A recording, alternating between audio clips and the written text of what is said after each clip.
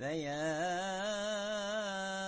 أيها القاري به متمسكا مجلا له في كل حال مبجلا.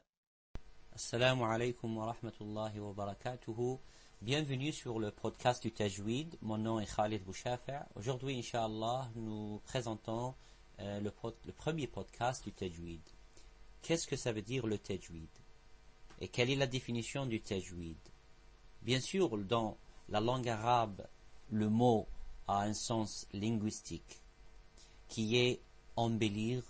C'est l'embellissement qui est en arabe tahsin, tajweed, qui veut dire la décoration du mot ou la décoration du caractère ou la lettre arabe. Mais la définition technique du mot tajweed c'est la science qui étudie la manière dont on prononce les lettres arabes.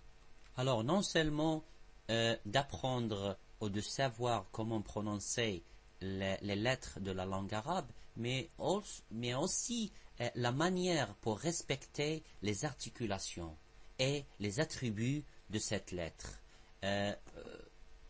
Chaque lettre dans la langue arabe a un point d'articulation et des attributs qui se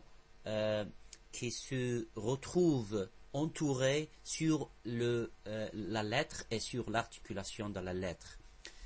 C'est aussi ce qui est lié avec l'arrêt. À l'arrêt, al-waqf dans le Coran, c'est la manière comment s'arrêter quand on lit un mot dans le Coran et comment commencer les mots dans le Coran al-Karim.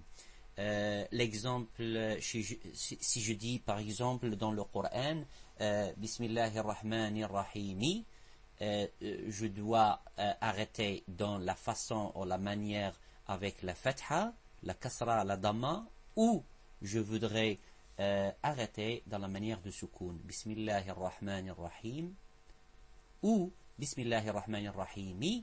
La façon de s'arrêter, la façon de commencer les mots dans la langue arabe, ce qui concerne le Coran, bien sûr, c'est le but et c'est l'objectif du tajweed. Alors le tajweed, comme on a discuté, c'est de savoir la prononciation et la manière de respecter le point d'articulation, les attributs, puis l'arrêt, al-waqf, comment s'arrêter dans les mots quand on prononce et quand on récite les mots dans le Coran, et aussi comment commencer quelques mots dans le Coran.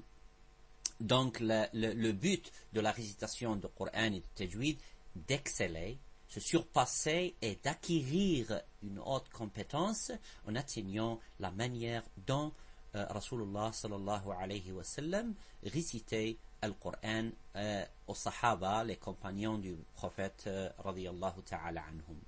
Alors je vous dis donc à bientôt pour un prochain épisode, Inch'Allah, où on expliquera plus en détail le sens du tajweed dans le deuxième podcast, Inch'Allah. Vous pouvez vous abonner au Flax que vous trouverez sur le site tajweedinenglish.com, et je vous laisserai maintenant. Assalamu alaikum wa rahmatullahi wa barakatuh.